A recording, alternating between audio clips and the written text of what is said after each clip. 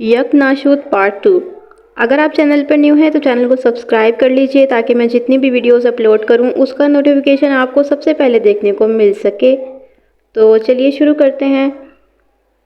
میں نے مشترکہ طور پر ان دونوں سے سوال کیا، جب آپ لوگ نادر خان کو اس واقعے کی اطلاع دینے گئے تھے تو وہ فوراً بیدار ہو گیا تھا یا اس نے اٹھنے میں دیر لگائی تھی؟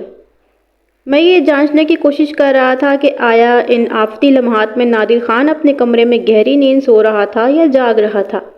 ولایت بی بی نے میرے سوال کا جواب دیتے ہوئے بتایا، تھانے دار صاحب، چھوٹے خان صاحب کو جگانے کے لیے ہمیں کافی دیر تک دروازہ کھٹکھٹانا پڑا تھا، پھر کہیں جا کر ان کی آنکھ کھلی تھی۔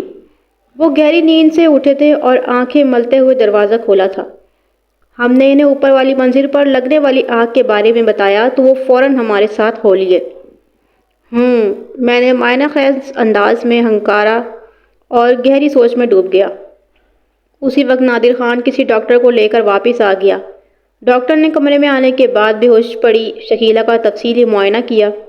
اس کے انداز اور حرکات و سکنات سے مجھے یہ اندازہ لگانے میں قطعاً کوئی دقت محسوس نہ ہوئی کہ وہ ایک تجربہ کار کوالیفائڈ ڈاکٹر تھا۔ اس کا نام ڈاکٹر قدیر معلوم ہوا۔ وہ ایک جانبدار اور پر تاثر شخصیت کا مالک تھا۔ 15-20 منٹ کے بغور چیک اپ کے بعد اس نے ماہرانہ انداز میں اعلان کر دیا، یہ بالکل ٹھیک ٹھاک ہیں، تنفس نارمل ہے، تاہم گہری بے ہوشی کی سی کیفیت کے دوران سانس مدھم ہو گئی ہے۔ پریشان ہونے والی کوئی بات نہیں ہے۔ راستے میں نادر خان نے مجھے اس واقعے کے بارے میں تفصیلاً بتایا ہے۔ میرا خیال ہے اس صدمے نے ان کے دماغ پر برا اثر ڈالا ہے۔ بہرحال وہ جملہ ادھورا چھوڑ کر اپنے بیگ کی جانب بڑھا، پھر میڈیکل ایمرجنسی بیگ کھولتے ہوئے بولا، میں ان کو ایک انجیکشن دے رہا ہوں، انشاءاللہ 2-3 گھنٹے میں یہ بالکل نارمل ہو جائیں گی۔ نادر خان نے تشویش بھرے لہجے میں ڈاکٹر سے پوچھا، ڈاکٹر صاحب اگر کوئی ایسی ویسی پریشانی والی بات ہو تو ہم انہیں ہسپتال لے جاتے ہیں، میں اس کا مشورہ نہیں دوں گا، ویسے آپ کی مرضی ہے۔ یہ ہوش میں تو آ جائیں گی نا؟ ولایت بی بی نے دکھ بھرے لہجے میں پوچھا۔ بالکل، کیوں نہیں، میں انجیکشن لگا رہا ہوں نا۔ ہوش میں آنے کے بعد دوبارہ ان کی ایسی حالت تو نہیں ہو جائے گی؟ نادر خان نے استفسار کیا۔ ڈاکٹر قدیر نے شکیلہ کے بازو میں انجیکشن لگانے کے بعد نادر خان کے سوال کا جواب دیتے ہوئے کہا، مجھے امید تو یہی ہے کہ ہوش میں آنے کے بعد یہ سنبھلی رہیں گی، لیکن میں اس بات کی کوئی گارنٹی نہیں دے سکتا۔ اس گھر میں اتنا بڑا سانحہ ہوا ہے کہ اگر انہیں وہ سب کچھ یاد آتا رہا تو وہ دوبارہ بھی ان کی حالت بگڑ سکتی ہے۔ شوہر اور معصوم بچے کی المناک موت سے بڑا صدمہ اور کیا ہو سکتا ہے؟ وہ بولتے بولتے اچانک رک گیا، پھر سوالیہ نظر سے ہر ایک چہرے کو دیکھتے ہوئے مستفسر ہوا، انہیں کسی قسم کی کوئی دوائی وغیرہ بھی دی گئی ہے؟ اس کی بات نے مجھے چونکا دیا۔ میں اضطراری انداز میں ڈاکٹر قدیر کو تکنے لگا۔ ولایت بی بی نے جلدی سے جواب دیا، نہیں ڈاکٹر صاحب، دوائی تو ہم نے کوئی نہیں دی۔ اس جواب سے ڈاکٹر کے چہرے پر الجھن کے تاثرات نمودار ہو گئے۔ نادر خان نے تشویشناک لہجے میں پوچھا، ڈاکٹر صاحب آپ کس قسم کی دوائی کی بات کر رہے ہیں؟ نادر خان نے میرے منہ کا سوال چھین لیا تھا۔ میں بھی ڈاکٹر سے یہی پوچھنے والا تھا۔ ڈاکٹر نے لمحہ بھر غور کیا، پھر ٹھہرے ہوئے لہجے میں بولا، جیسے نیند کی گولی، کوئی سکون کی دوا۔ نادر خان نے نفی میں گردن ہلاتے ہوئے جواب دیا، نہیں جناب، بالکل نہیں۔ ڈاکٹر قدیر، میں نے براہ راست ڈاکٹر کو مخاطب کرتے ہوئے پوچھا، کیا آپ ایسا محسوس کرتے ہیں کہ شکیلہ کی گہری نیند یا بے ہوشی میں کسی دوا وغیرہ کا بھی دخل ہے؟ میں واضح طور پر یا پھر دعوے سے تو کوئی بات نہیں کہہ سکتا تھانے دار صاحب۔ وہ میری آنکھوں میں دیکھتے ہوئے مہذب مگر پیشہ ورانہ انداز میں بولا، لیکن میرا تجربہ اور مشاہدہ مجھے بتا رہا ہے کہ اس بے خبری کے پیچھے کسی مسکن یا خواب آور دوا کا ہاتھ بھی ہو سکتا ہے۔ بہرحال اپنے پیاروں کی المناک موت کا صدمہ تو اپنی جگہ ہے ہی نا۔ آخری جملہ ڈاکٹر قدیر نے بڑی سرسری انداز میں ادا کیا تھا، جیسے خانہ پری کے لیے کوئی بات کہہ دی جائے، اصل واقعے کے حوالے سے اس کی کوئی اہمیت یا افادیت نہ ہو۔ ڈاکٹر کے ماہرانہ انکشاف نے مجھے ایک نئے زاویے سے سوچنے پر مجبور کر دیا تھا۔ ولایت بی بی اور نادر خان اس بات سے صاف انکاری تھے کہ شکیلہ کو کسی بھی قسم کی کوئی دوا دی گئی تھی۔ اگر واقعی ایسی کوئی بات ہوتی تو انہیں انکار کرنے کی کیا ضرورت تھی؟ اب آ جا کر دھیان شکیلہ کی طرف ہی جاتا تھا۔ اگر ڈاکٹر قدیر کا تجربہ اور مشاہدہ کوئی غلطی نہیں کر رہا تھا تو پھر پورے وثوق سے یہ کہا جا سکتا تھا شکیلہ نے از خود نیند کی گولی تو نہیں نگل لی۔ مگر کیوں؟ یہ سوال میرے ذہن میں چکرانے لگا۔ لیکن فی الحال وہاں موجود افراد میں سے کوئی بھی مجھے اس سوال کا جواب نہیں دے سکتا تھا۔ لہٰذا میں نے اسے اپنی یادداشت کے ایک خانے میں محفوظ کیا اور ڈاکٹر قدیر سے پوچھا، شکیلہ کب تک اس قابل ہو جائے گی کہ میں اس کا بیان قلم بند کر سکوں؟ جیسا کہ میں نے بتایا ہے کہ انجیکشن لگنے کے 2-3 گھنٹے بعد یہ بالکل نارمل ہو جائیں گی، ڈاکٹر نے جواب دیا۔ نارمل ہو جانے کا مطلب ہے یہ گفتگو کرنے کے قابل ہو جائیں گی، آپ احتیاطاً 4 گھنٹے کے بعد ان کا بیان لے سکتے ہیں۔ میں پرمعنی انداز میں سر کو اس باتی جنبش دینے لگا۔ ڈاکٹر اٹھ کر کھڑا ہو گیا۔ ظاہر ہے وہ واپس جانا چاہتا تھا، لہٰذا نادر خان نے اس کی تقلید کی اور ڈاکٹر کا ایمرجنسی بیگ اٹھاتے ہوئے بولا، میں ڈاکٹر صاحب کو چھوڑ کر آتا ہوں۔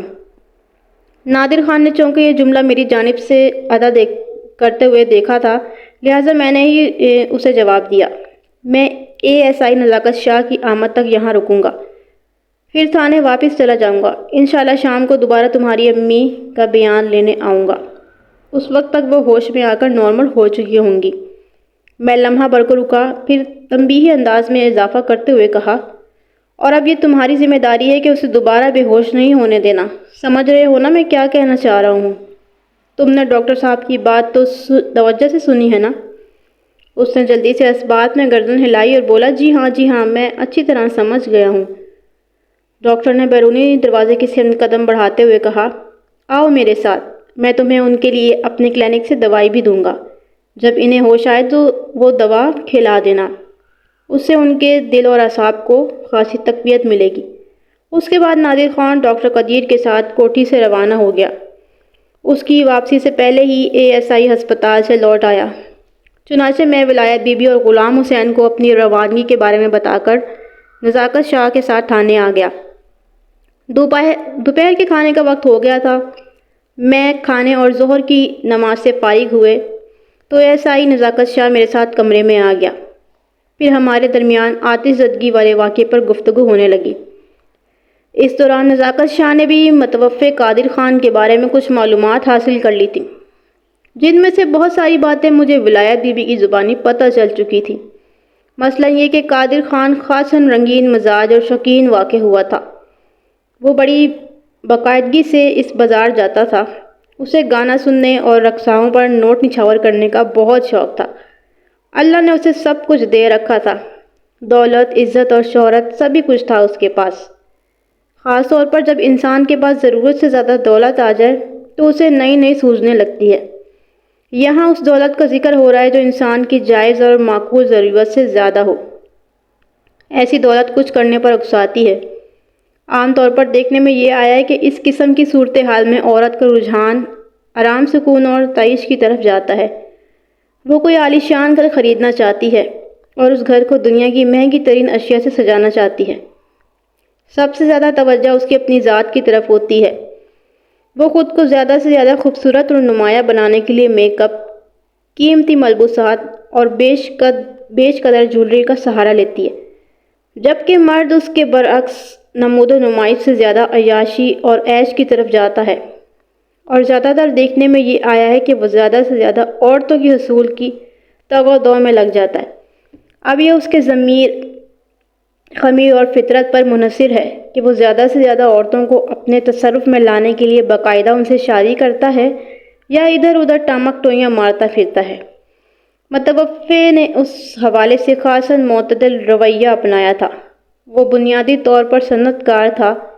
شہر کے سائٹ ایریا میں خان ٹیکسٹائلز کے نام سے اس کا ایک کارخانہ تھا، جہاں پر بیڈ شیٹس، رومال اور تولیے تیار ہوتے تھے۔ پیسے کی اس کے پاس کوئی کمی نہیں تھی، لہٰذا وہ اپنے شوق کو پورا کرنے کے لیے بازار حسن کا چکر لگا لیتا تھا۔ وہیں نگینہ بائی کے کوٹھے پر اس کا دل اٹک کر رہ گیا۔ شکیلہ کی ادائیں اس قدر بھائیں کہ وہ خود کو اس کی محبت میں سر سے پاؤں تک جکڑا ہوا محسوس کرنے لگا۔ کوٹھے بہت سوچ سمجھ کر آباد کیے جاتے ہیں۔ وہاں بسنے والی حسینائیں اپنے ناز و اندوز کو فروغ کرتی ہیں۔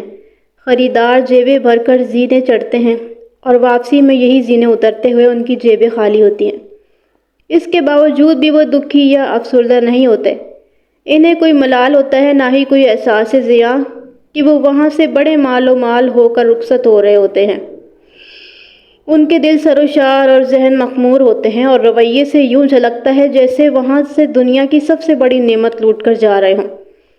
در حقیقت وہ لوٹ کر نہیں بلکہ لٹ کر جا رہے ہوتے ہیں۔ لوٹنے والے تو ان کے جاتے ہی لوٹ کے مال کو گننے میں لگ جاتے ہیں۔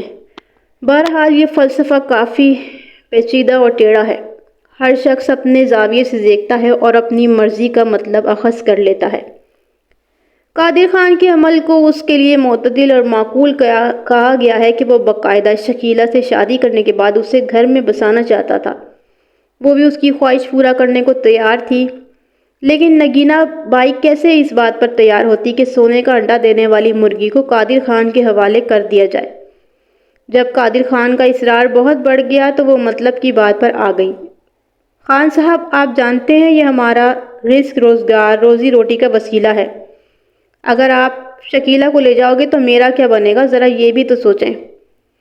میں تمہارے بارے میں سوچوں گا، قادر خان نے مضبوط لہجے میں کہا۔ شکیلہ کو یہاں سے لے جاتے ہوئے میں تمہارا ہاتھ بھر دوں گا۔ بولو تمہیں کتنا پیسہ چاہیے؟ صرف 5,000 روپے۔ نگینہ بائی نے اس کی آنکھوں میں دیکھتے ہوئے شکیلہ کی قیمت لگا دی۔ وہ سستا زمانہ تھا، اس رقم کو آج کل کے 5 لاکھ تصور کر لیں۔ قادر خان اس کا مطالبہ سن کر چونک اٹھا اور برا سا منہ بناتے ہوئے بولا، تمہارا دماغ تو ٹھیک ہے نگینہ بائی؟ نگینہ بڑے معنی خیز انداز میں مسکرائی اور جواباً پوچھ لیا، کیوں خان صاحب، کیا میں نے کچھ کم رقم بتا دی ہے؟ کم نہیں، بہت زیادہ ہے یہ، قادر خان نے آنکھیں پھیلاتے ہوئے کہا۔ آپ جیسے قدردانوں کے دم قدم ہی سے تو میرے کوٹھے کا چولہا جلتا ہے خان صاحب، وہ بڑی لگاوت سے بولی۔ بھلا آپ جیسی شخصیت کے لیے 5,000 کیا معنی رکھتے ہیں؟ وہ چند لمحات تک سوچتی ہوئی نظروں سے نگینہ کو دیکھتا رہا، پھر ٹھہرے ہوئے لہجے میں بولا، جانتی ہو 5,000 روپے میں کم از کم 5 شادیاں بڑی دھوم دھام سے ہو جاتی ہیں، لیکن ان 5 میں سے ایک بھی میری شکیلہ جیسی نہیں ہوگی، نگینہ بائی نے خاص انداز میں کہا۔ ویسے خان صاحب کوئی زبردستی تھوڑی ہے، اس بازار میں اور بھی بہت سے کوٹھے آباد ہیں، ہو سکتا ہے کسی کوٹھے سے آپ کو کوئی سستا سودا مل جائے۔ نگینہ بائی قادر خان کی ضرورت کو اچھی طرح سمجھ گئی تھی، لہٰذا اس کی نفسیات سے کھیلنے میں اسے بڑا مزہ آ رہا تھا۔ ایسی کوئی بات نہیں تھی کہ قادر خان کے لیے 5,000 کی ادائیگی کوئی بڑا مسئلہ ہو۔ وہ بنیادی طور پر چونکہ ایک کاروباری آدمی تھا، اس لیے اپنی عادت کے مطابق بارگیننگ کر رہا تھا۔ اس نے ٹھہرے ہوئے لہجے میں کہا، نگینہ بائی تم بڑی ظالم عورت ہو، 20-30 روپے میں خریدی ہوئی چیز کو 5,000 میں فروخت کرنے کی کوشش کر رہی ہو۔ منافع کی کوئی شرح بھی ہونی چاہیے، ہم بھی کاروبار کرتے ہیں، آئے دن خرید و فروخت سے وابستہ ہیں، لیکن تم تو کن چھری سے مجھے موڑنے کی کوشش کر رہی ہو۔ اتنی بے دردی سے تو کوئی قصاب بھی جانور کی کھال نہیں اتارتا۔ نگینہ نے قادر خان کی بات پوری توجہ سے سنی اور مسکرانے لگی، پھر معتدل لہجے میں بولی، خان صاحب آپ جیسے بڑے لوگوں کو ایسی باتیں بالکل زیب نہیں دیتی۔ وہ لمحہ بھر کو متوقف ہوئی، پھر اضافہ کرتے ہوئے کہا، یہ ٹھیک ہے میں 20-30 اور 40-50 میں بچی حاصل کرتی ہوں، لیکن اس وقت یہ بچی کسی پتھر کی مانند ہوتی ہے، لہٰذا اس کی قیمت بھی پتھر والی ہی ہوتی ہے۔ ذرا اس بات کو بھی ذہن میں رکھیں خان صاحب کہ میں کسی پتھر کو ہیرا بنانے کے لیے کس قدر محنت کرتی ہوں، اور ان 12 سالوں میں ان کی پرورش، دیکھ بھال اور کھلائی پلائی پر کتنا اٹھ جاتا ہے۔ کم از کم 10 سال کا حساب جوڑنے بھی بیٹھ جائیں تو 5,000 سے نکل کر لاکھوں تک پہنچ جائے گی خان صاحب۔ قادر خان نے بات کو مختصر کرتے ہوئے کہا، زیادہ بحث مباحثے کا کوئی فائدہ نہیں نگینہ بائی، بس 2,000 روپے ٹھیک ہے۔ سوال ہی پیدا نہیں ہوتا خان صاحب، وہ قطعیت سے بولی۔ سوچ لو ایک مرتبہ پھر، قادر خان نے کہا۔ نگینہ بائی چونکہ قادر خان کی کمزوری کو بھانپ چکی تھی، لہٰذا اس نے اپنے مطالبے میں ذرا سی بھی لچک نہ آنے دی اور اٹل لہجے میں اپنا فیصلہ سناتے ہوئے بولی، خان صاحب میں نے تو جو کچھ کہنا تھا کہہ دیا ہے، سوچنا اب آپ کا کام ہے۔ قادر خان گہری سوچ میں ڈوب گیا۔ اس سوچ میں تشویش اور پریشانی باہم پیوست تھیں۔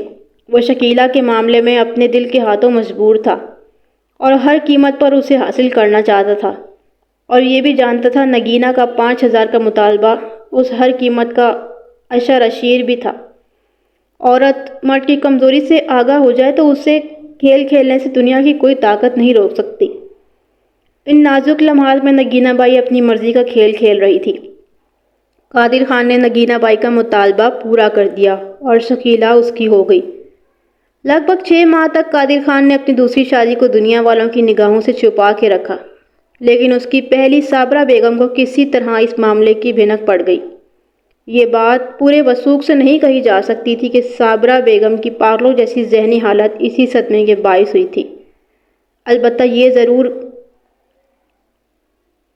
ضرور ہے کہ جب وہ چھت سے گر کر موت کو گلے لگا بیٹھی تو قادر خان نے شکیلہ کو اپنی نئی بیوی کی حیثیت سے گھر میں داخل کر لیا تھا۔ اس کے اس عمل پر فردوس اور نادر خان نے کیا رد عمل ظاہر کیا، یہ پچھلے صفحات میں تفصیل سے بیان کیا جا چکا ہے۔ شام سے تھوڑی دیر پہلے میں نے کانسٹیبل منظور الہی کو اپنے ساتھ لیا اور ایک مرتبہ پھر قادر خان کی کوٹھی فرید ٹاؤن کی جانب روانہ ہو گیا۔ ASI نزاکت شاہ کسی غیر ضروری کام میں الجھا ہوا تھا، لہٰذا میں نے اسے تھانے میں ہی رہنے دیا۔ مجھے امید تھی اب تک شکیلہ کو ہوش آ چکا ہوگا اور وہ باقاعدہ اپنے حواس میں ہوگی۔ کوٹھی میں قدم رکھتے ہی مجھے معلوم ہوا کہ میری امید بر آئی ہے۔ شکیلہ اس وقت بیان دینے کے قابل تھی۔ اس کے ساتھ ہی مجھے یہ اطلاع بھی ملی کہ نادر خان کی بہن اسلامہ پورہ سے وہاں پہنچ گئی ہے اور اس کی شدید خواہش ہے کہ شکیلہ کی طرف بڑھنے سے پہلے 2 باتیں اس سے ضرور کر لوں۔ میں ایک عجیب و غریب کشمکش میں مبتلا ہو گیا۔ اس وقت ہم کوٹھی کی زیر منزل پر تھے اور نادر خان میرے قریب کھڑا تھا۔ اسی نے مجھے اپنی بہن فردوس کی خواہش سے آگاہ کیا تھا۔ ان لمحات میں نادر خان مجھے خاصا پریشان دکھائی دیا۔ پریشان تو وہ صبح بھی تھا، لیکن اس وقت اس کی پریشانی میں حد درجے الجھن اور تذبذب بھی موجود تھا۔ میں نے اس کے کندھے کو تھپتھپاتے ہوئے پوچھ لیا، کیا بات ہے نادر خان؟ تمہاری بہن فردوس مجھ سے کون سی خاص بات کہنے والی ہے؟ جناب، آپا فردوس نے مجھے بڑی مصیبت میں ڈال دیا ہے، وہ زچ ہوتے ہوئے بولا۔ میری سمجھ میں نہیں آ رہا اسے کیسے چپ کرواؤں۔ پہلے ہی کچھ کم پریشانیاں ہیں جو اس نے نیا پھڈا ڈال دیا ہے۔ آخر ہوا کیا ہے؟ میں نے ٹٹولتے ہوئے انداز میں اس کی آنکھوں میں دیکھا۔ کیا کہہ رہی ہے تمہاری فردوس آپا؟ تم اسے کیوں چپ کرانا چاہتے ہو؟ وہ کہہ رہی ہے آتش زدگی والا یہ واقعہ کوئی اتفاقی حادثہ نہیں۔ اتنا کہہ کر وہ خاموش ہو گیا۔ میں نے سپاٹ لہجے میں دریافت کیا، پھر؟ اس کا خیال ہے ابا جی کو باقاعدہ ایک سازش کے تحت ہلاک کیا گیا ہے۔ اوہ، میں ایک طویل سانس خارج کر کے رہ گیا۔ بھئی تمہاری آپا تو بالکل پولیس والوں کے انداز میں سوچتی ہے۔ اس کے خیال میں کسی نے ایک گہری سازش کر کے قادر خان اور ننھے جبران کو موت کے منہ میں دھکیلا ہے۔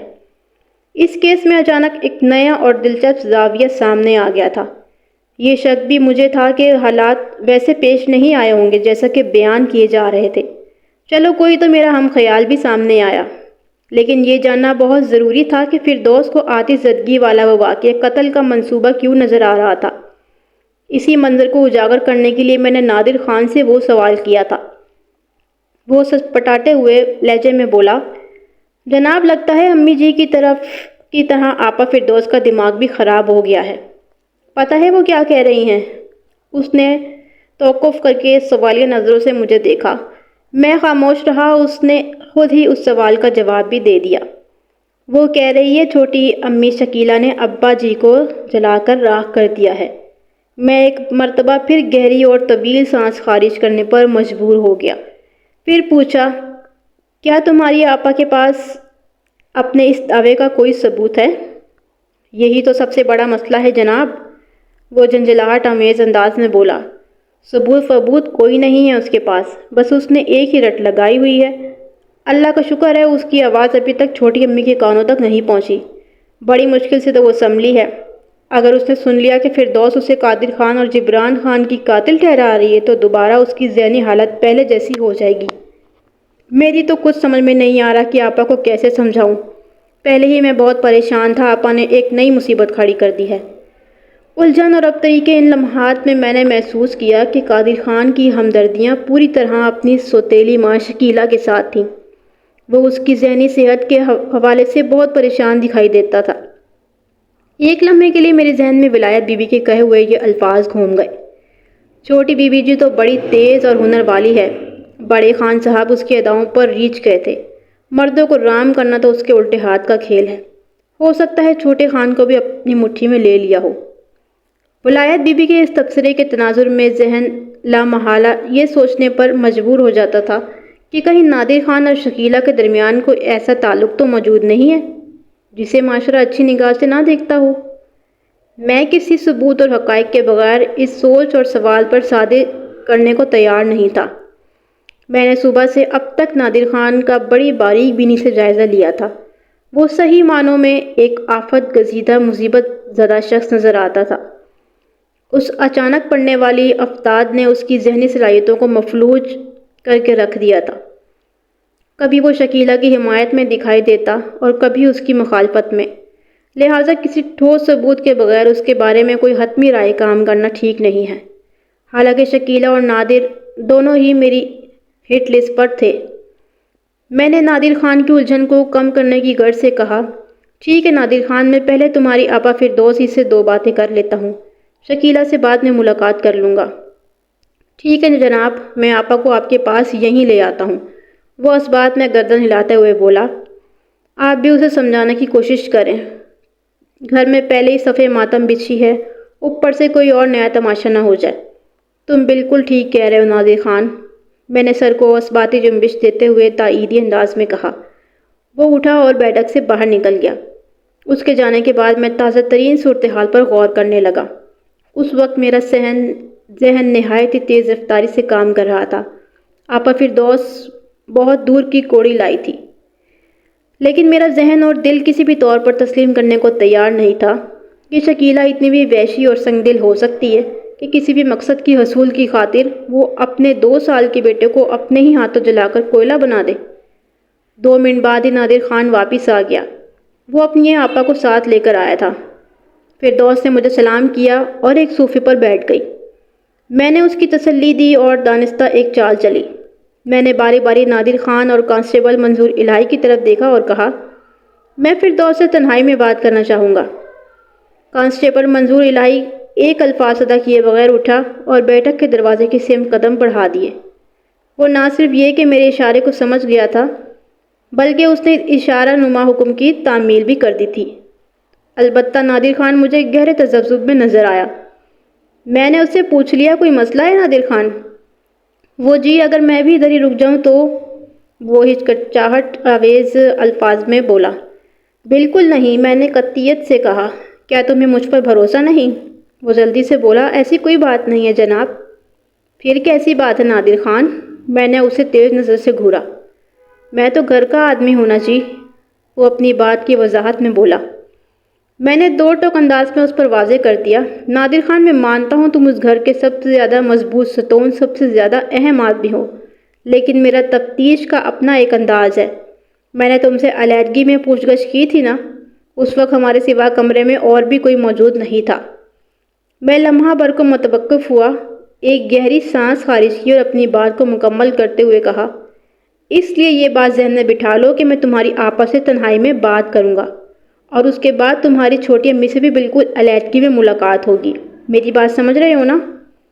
اس نے برا سا منہ بنایا جیسے اسے میری یہ بات پسند نہ آئی ہو، تاہم اس نے کسی طرح بحث کی راہ تلاش نہیں کی اور بادل نخواستہ بیٹھک سے باہر چلا گیا۔ اس کے رویے سے ایک لمحے کے لیے مجھے یوں محسوس ہوا تھا جیسے وہ وہاں موجود رہ کر یہ جاننا چاہتا ہو کہ اس کی آپا فردوس اس کی چھوٹی امی شکیلہ کے خلاف کون سا زہر اگلنے والی ہے۔ بہرحال میں نے اس کے خیال کو ذہن سے جھٹکتے ہوئے اپنا روئے سخن فردوس کی جانب پھیر لیا۔ وہ جلدی سے بولی، تھانے دار صاحب، آپ نے بہت اچھا کیا جو نادر کو باہر بھیج دیا، بڑا ہی جھلا ہے۔ شکیلہ نے پوری طرح اسے بے قابو کر رکھا ہے۔ وہ اتنی بے تکلفی سے بات کر رہی تھی جیسے ہمارے بیچ پرانی شناسائی ہو۔ اس کے انداز میں جھجک نام کی کوئی چیز نہیں تھی۔ بہرحال ہر شخص کا اپنا انداز ہوتا ہے۔ ممکن ہے فردوس کا رویہ ہر ایک کے ساتھ ایسا ہی ہو، بے باک اور جھجک سے پاک ہو۔ میں نے کوئی جواب دینے سے پہلے بغور اس کا جائزہ لیا۔ اس کی عمر لگ بھگ 30 سال رہی ہوگی۔ یہ بات میرے علم میں آ چکی تھی کہ 7 سال پہلے اس کی شادی ہوئی تھی اور اب وہ 3 بچوں کی ماں تھی۔ اس کا شوہر خاور محمود سبزی منڈی کا ایک معروف آڑھتی تھا۔ فردوس درمیانے قد اور مائل با فربہی جسم کی مالک تھی، رنگ گندمی اور نین نقش جاذب نظر۔ وہ اپنی آنکھوں سے زیادہ تیز ترار اور چلاک دکھائی نہیں دیتی تھی۔ پیشانی سے ظاہر ہوتا تھا وہ بہت زیادہ باتونی ہے اور غصے کے عالم میں اسے اپنے جذبات پر کنٹرول نہیں رہتا۔ دل میں جو کچھ بھی ہو اسے زبان پر لے آتی ہے۔ اسے کسی کا خوف نہیں، جس سے جو بھی کہنا چاہے بے دھڑک کہہ ڈالتی ہے۔ ایسے لوگ خود کو سچے اور کھرے سمجھتے ہیں، لیکن آس پاس کے لوگوں میں ان کا تاثر ایک جھگڑالو انسان کی طرح ہوتا ہے۔ میں نے اس کی نفسیات سے زیادہ فائدہ اٹھانے کے لیے فوراً اس کی ہاں میں ہاں ملائی اور رازدارانہ انداز میں کہا، یہ تو تم نے بالکل ٹھیک کہا ہے فردوس، تمہارا یہ بھائی مجھے بھی ایک دم الو کا چرغا لگا ہے۔ وہ خوش ہو گئی اور مطمئن لہجے میں بولی، آپ خاصے تجربے کار تھانے دار ہیں، مجھے امید ہے آپ میری بات کو صحیح معنوں میں سمجھ جائیں گے۔ میں پوری توجہ سے تمہاری بات سن رہا ہوں، میں نے یقین دہانی کرانے والے انداز میں کہا۔ بس تم شروع ہو جاؤ، وقت بہت کم ہے۔ اور وہ نان اسٹاپ شروع ہو گئی۔ صرف 10 منٹ کے اندر اس نے مجھے 4 سال پر محیط ایک سنسنی خیز داستان سنا ڈالی، جس میں اس نے شکیلہ کے کردار کو خوبصورت کلیجہ نکال کر کھا جانے والی ڈائن سے تعبیر کیا تھا۔ اس کے خیال میں قادر خان جب سے شکیلہ کے چکر میں پڑا تھا، ان کے گھر کو آفتوں اور مصیبتوں نے اپنے گھیرے میں لے لیا تھا۔ سب سے پہلے ان کی والدہ صابرہ بیگم نے اس درجہ صدمات اٹھائے کہ ان کا دماغ ہی الٹ گیا۔ بقول فردوس، صابرہ بیگم اپنے شوہر اور گھر سے بے انتہا محبت کرتی تھی۔ جب اسے پتہ چلا کہ اس کا شوہر اس کی وفاؤں کا خون کر کے اور زندگی بھر کی اس کی خدمت اور ریاضت کو ٹھوکر مار کر کسی کوٹھے والی کا ہو گیا ہے، تو اس کا دل ایک چھنا سے ٹوٹ کر اس کے اندر ہی بکھر گیا۔ اس کانچ محل کی کرسیوں نے صابرہ بیگم کے احساس کو لہو لہان کر دیا۔ وہ اس میں بامسا تھی، اس نے منہ سے آواز تک نہ نکالی اور اندر ہی اندر کسی مومی شمع کی مانند گھلتی رہی۔ جب یہ دکھ اس کی برداشت سے باہر ہو گیا تو سب سے پہلے اس کے دماغ نے ساتھ چھوڑا، پھر حواس بھی جواب دے گئے۔ وہ دیوانوں کی طرح پورے گھر میں چکر لگاتی رہتی اور ایک روز اسی پاگل پن میں وہ مکان کی چھت سے گر کر زندگی کی بازی ہار گئی۔ فردوس کی باتوں میں سے محسوس کیا کہ وہ اپنے باپ کو ہی ماں کی موت کا ذمہ دار سمجھتی تھی۔ اسی لیے صابرہ بیگم کے انتقال کے بعد جب قادر خان شکیلہ کو گھر میں لے آیا تو سب سے زیادہ ہنگامہ بھی فردوس نے ہی مچایا تھا۔ اس نے قادر خان کے ساتھ ساتھ اپنی سوتیلی ماں کو بھی بے نقد سنا ڈالی تھی۔ بہرحال شکیلہ کی مخالفت میں بولتے ہوئے اس نے مجھے مزید بتایا کہ اس کا چھوٹا بھائی نادر بالکل بدھو ہے، اور یہ کہ شکیلہ نے اسے اپنی اداؤں سے رانچ کر کاٹھ کا الو بنا رکھا ہے۔ وہ پوری طرح اس کی مٹھی میں جکڑا ہوا ہے، اس کے اشاروں پر ناچتا ہے۔ فردوس کو اس بات کا بڑا قلق تھا کہ نادر اس کی نہیں سنتا۔ اگر وہ اس کا ساتھ دینے پر تیار ہو جاتا، وہ دونوں مل کر قادر خان کو مجبور کر سکتے تھے کہ وہ شکیلہ کو چلتا کر دے۔ اس نے نادر کو بے حس اور بے غیرت بھی کہا، جو اپنی ماں کی موت کو بھی بھول بیٹھا تھا اور ایک ایسی بازاری عورت کے ساتھ مل گیا تھا جو اس گھر کی تباہی کا ذمہ دار تھی، وغیرہ وغیرہ۔ آخر میں فردوس نے بڑے یقینی لہجے میں کہا، تھانے دار صاحب، مجھے پورا یقین ہے یہ آگ اس عورت نے بھڑکائی ہوگی جس پہ میرا باپ جل کر زندگی ہار بیٹھا۔ آپ اس بدکماش عورت کو فوراً پھانسی پر لٹکا دیں۔ فردوس ان لمحات میں بے حد جذباتی ہو رہی تھی۔ وہ جس قسم کے خیال کا اظہار کر رہی تھی، ان میں باپ کی محبت کم اور سوتیلی ماں سے نفرت زیادہ جھلکتی تھی۔ وہ ہر قیمت پر شکیلہ کو عبرتناک انجام سے دوچار کرنا چاہتی تھی۔ میں نے اس کی بات پوری توجہ سے سنی اور اس کے کہنے پر خاموش ہو گیا۔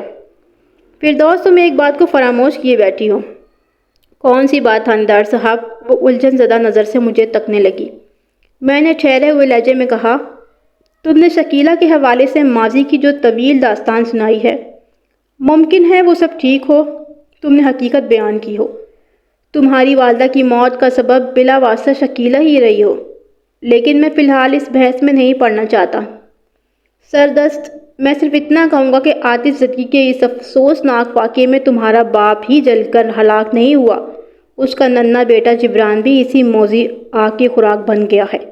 میں لمحہ بھر کے لیے متوقف ہوا، پھر اضافہ کرتے ہوئے کہا، اگر ہم فرض کر لیں کہ شکیلہ نے ہی خوابگاہ میں آگ بھڑکا کر تمہارے باپ کو موت کے گھاٹ اتارا ہے، تو پھر اس سوال کا تم کیا جواب دو گی کہ شکیلہ نے اپنے معصوم بیٹے کو زندہ کیوں جلا دیا؟ اس سوال کا جواب دینے کی ضرورت ہی کیا ہے؟ وہ عجیب سے انداز میں ہاتھ نچا کر بولی، شکیلہ جیسی بازاری عورتوں سے کچھ بھی بعید نہیں، یہ اپنے مطلب کی خاطر عزیز ترین ہستی کو بھی ختم کر سکتی ہیں۔ اور پھر وہ متوقف ہوئی، پھر طنزی انداز میں بولی، اس بات کی بھی کیا گارنٹی ہے کہ معنی خیز انداز میں جملہ ادھورا چھوڑ کر وہ یکدم خاموش ہو گئی۔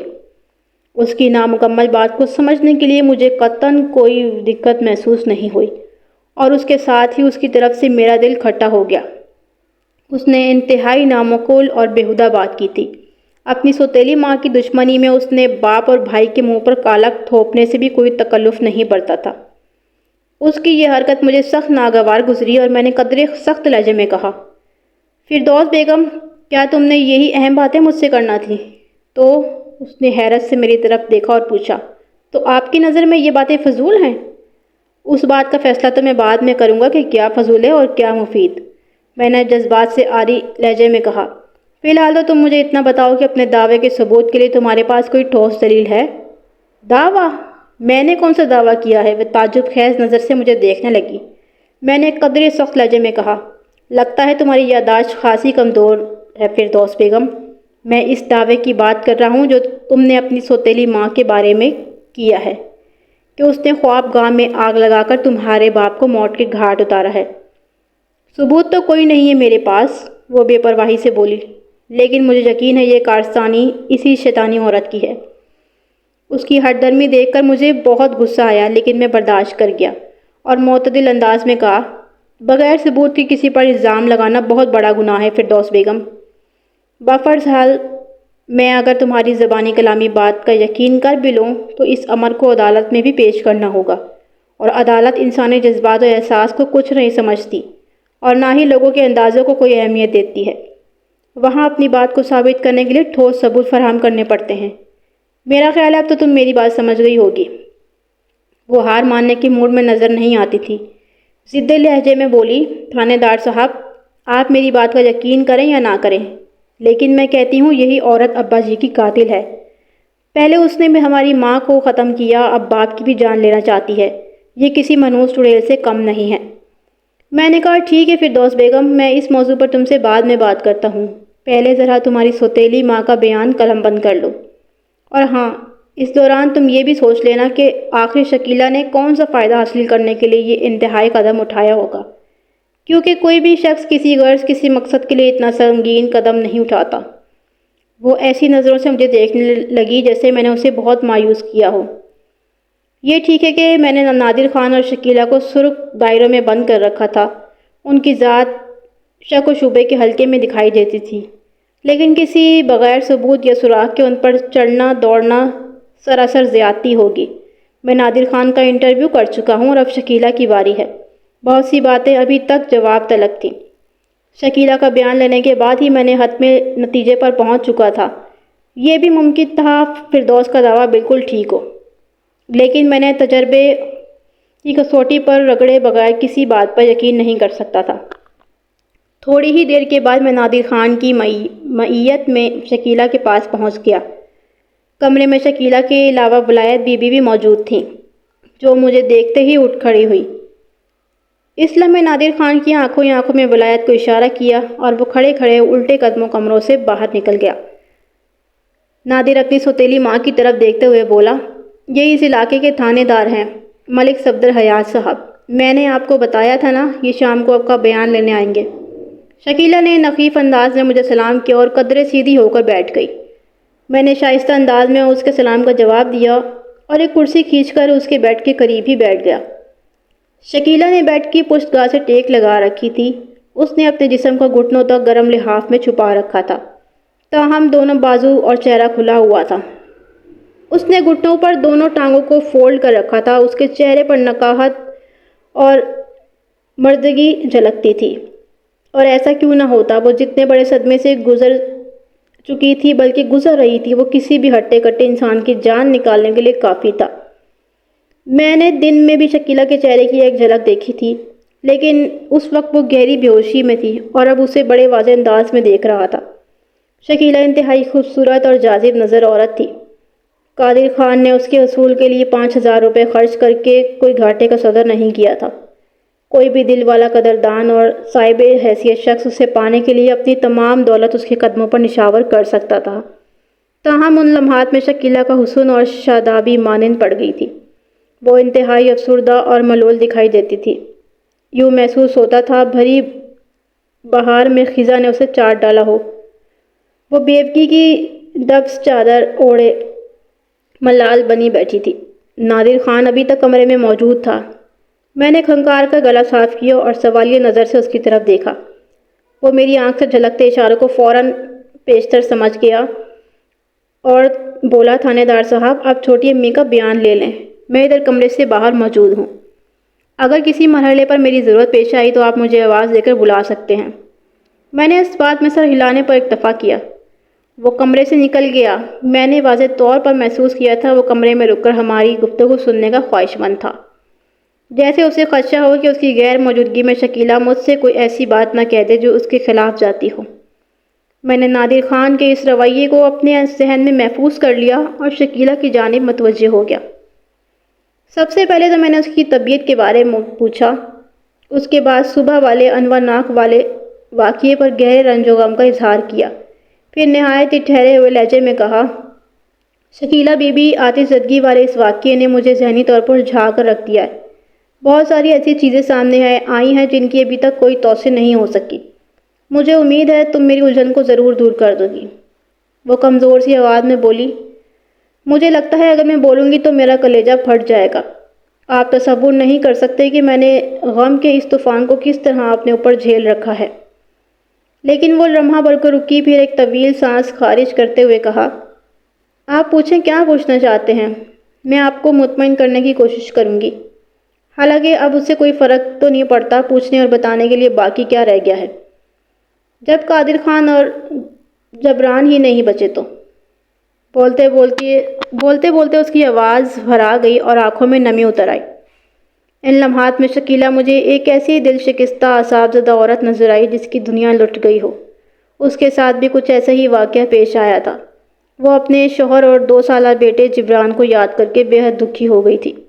میں نے ہمدردی لہجے میں کہا، شکیلہ، میں تمہارے دل و دماغ پر طاری بوجھ کی شدت کو سمجھ سکتا ہوں، لیکن میرا خیال یہ ہے کہ اگر تم بات کرو گی تو اس سے بڑی حد تک تمہارا غبار دھل جائے گا۔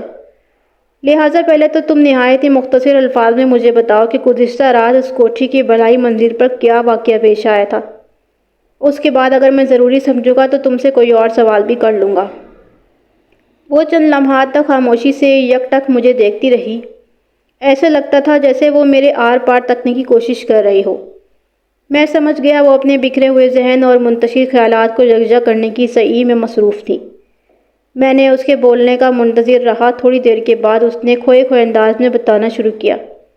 اس کی آواز سے گہری افسردگی جھلکتی تھی۔ مجھے رات کے آخری پہر باتھ روم جانے کی حاجت محسوس ہوئی، لہٰذا مجھے نیچے آنا پڑا۔ اوپر والے باتھ روم میں ابھی پانی کا سسٹم بحال نہیں ہوا، اس لیے ہم بھی نیچے والا باتھ روم ہی استعمال کرتے ہیں۔ جب میں واپس اوپر آئی تو اس نے لمحہ بھر کو توقف کر کے ایک خوف زدہ جھرجھری لی اور بات کو آگے بڑھاتے ہوئے سراسیمہ انداز میں بولی، میں جس کمرے میں امن و سکون میں چھوڑ کر گئی تھی وہ کسی تنور کی مانند حقہ ہوا تھا۔ مجھے ہر طرف آگ ہی آگ نظر آئی اور اس آگ کے اندر قادر خان اور جبرو۔ اس کی آواز رند گئی۔ پھر کیا ہوا تھا؟ میں نے اس کی ہمت بندھاتے ہوئے پوچھا۔ وہ روحانسی انداز میں بولی، یہ قیامت خیز منظر دیکھ کر میرے تو ہوش اڑ گئے تھے۔ میری سمجھ میں نہیں آ رہا تھا کہ انہیں بچانے کے لیے کیا کروں۔ آگ بڑی بے دردی سے انہیں نگلتی جا رہی تھی۔ خود کو بے بس اور لاچار پا کر میں کمرے سے باہر دوڑ لگا دی۔ کھڑے کھڑے میں نے آگ آگ چلانا شروع کر دیا۔ میری پکار پر ولایت سامنے آئی۔ میں نے اسے بتایا کہ ہمارے کمرے میں آگ بھڑک اٹھی ہے۔ اس کے بعد مجھے کچھ پتہ نہیں کہ کیا ہوتا رہا۔ نادر، غلام حسین اور ولایت بی بی کب اوپر پہنچے اور انہوں نے آگ بجھانے کے سلسلے میں کیا کوششیں کی، مجھے تو یہ بھی معلوم نہیں کہ انہوں نے مجھے کس طرح نیچے والی منزل پر پہنچایا۔ میں اپنے حواس کھو بیٹھی تھی۔ وہ اپنی بات مکمل کرنے کے بعد خاموش ہوئی تو میں شش و پنج میں پڑ گیا۔ اس نے واقعی مختصر الفاظ میں بیان کیا تھا اور شکیلہ کے اس بیان میں کوئی ایسی خاص بات نہیں تھی جو میری معلومات میں اضافے کا باعث بنتی۔ یہ باتیں ولایت بی بی اور نادر خان کی زبانی مجھ تک پہنچ چکی تھی۔ اس کا یہی مطلب تھا، کام کی کوئی بات سامنے لانے کے لیے مجھے سوالات کا سہارا لینا تھا۔ لہٰذا میں شکیلہ کی طرف متوجہ ہو گیا۔ شکیلہ بی بی، میں نے بڑے رسان سے اسے مخاطب کیا۔ آتش زدہ خوابگاہ میں مجھے گھی والا ایک سیر کا خالی ڈبہ نظر آیا تھا۔ آگ نے اس کا حلیہ بگاڑ کر رکھ دیا ہے۔ کیا تم بتا سکتی ہو بناسپتی گھی والا وہ خالی ڈبہ کس مقصد کے لیے وہاں رکھا گیا تھا؟ اس نے الجھی ہوئی نظر سے مجھے دیکھا، پھر تعجب خیز انداز میں بولی، گھی والے کسی خالی ڈبے کا ہمارے کمرے میں کیا کام؟ نہیں جناب، آپ جس ڈبے کا ذکر کر رہے ہیں میں اس کے بارے میں کچھ نہیں جانتی۔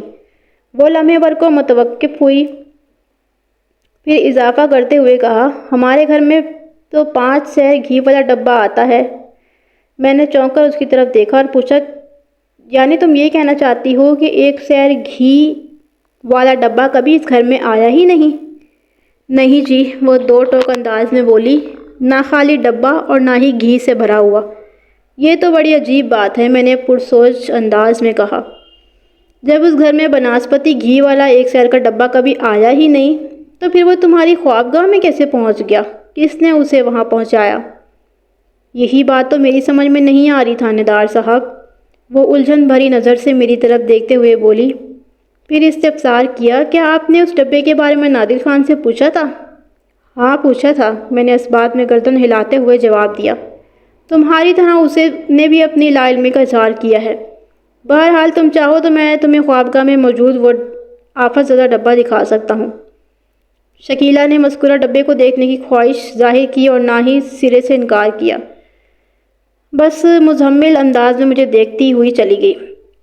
میں نے جائے وقوع کی کارروائی مکمل کرنے کے بعد متاثرہ خوابگاہ کو بند کر کے دروازے پر سرکاری تالا لگا دیا تھا۔ نادر کو وہ ڈبہ دکھانے میں بھی اپنے ساتھ لے گیا تھا۔ اس تالے کی چابی اس وقت بھی میری جیب میں تھی۔ میں نے شکیلہ سے نہایت ہی اہم سوال کیا، تم تو جانتی ہی ہوگی پچھلے دنوں نادر خان کا طلائی لاکٹ گم ہو گیا تھا۔ نہیں، اس نے نفی میں گردن ہلائی۔ یہ بات میرے علم میں نہیں ہے، کب کھویا تھا اس کا لاکٹ؟ شکیلہ کے اس حتمی جواب نے مجھے چونکا کر رکھ دیا۔ وہ ایک نئی اور خلاف توقع بات کر رہی تھی۔ میں تو یہ سمجھ رہا تھا کہ وہ لاکٹ کی گمشدگی کے بارے میں جانتی ہوگی اور میں اسے بتاؤں گا کہ وہ گمشدہ طلائی لاکٹ بھی اسی خوابگاہ سے ملا ہے جہاں صفاق آگ نے 2 جیتے جاگتے انسانوں کو جلا کر کوئلہ بنا ڈالا تھا۔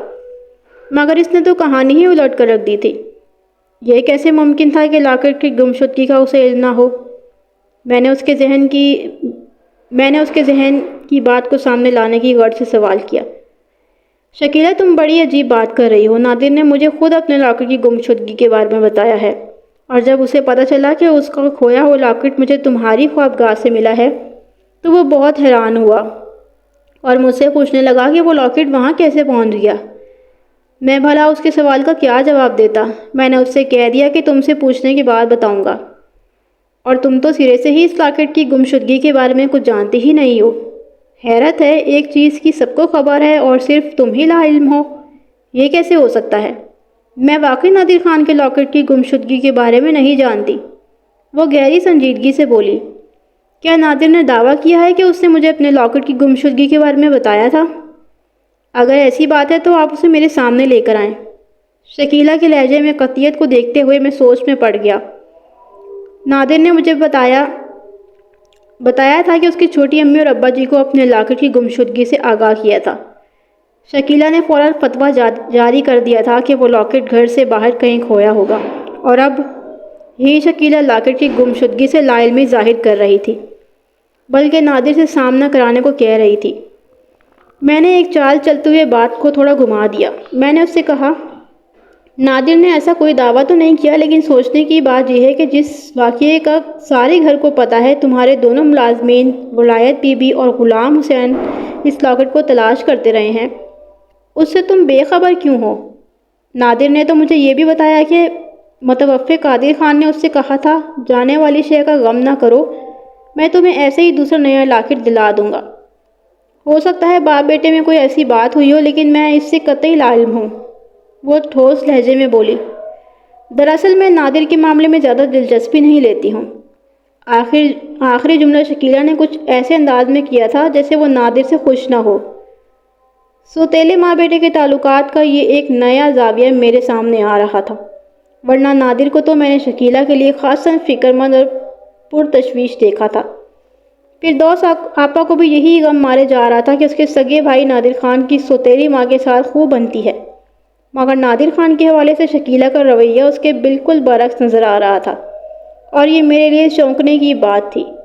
میں نے شکیلہ کے کہے ہوئے آخری جملے کی روشنی میں اس سے پوچھ لیا، کیوں؟ اس کی کوئی خاص وجہ ہے؟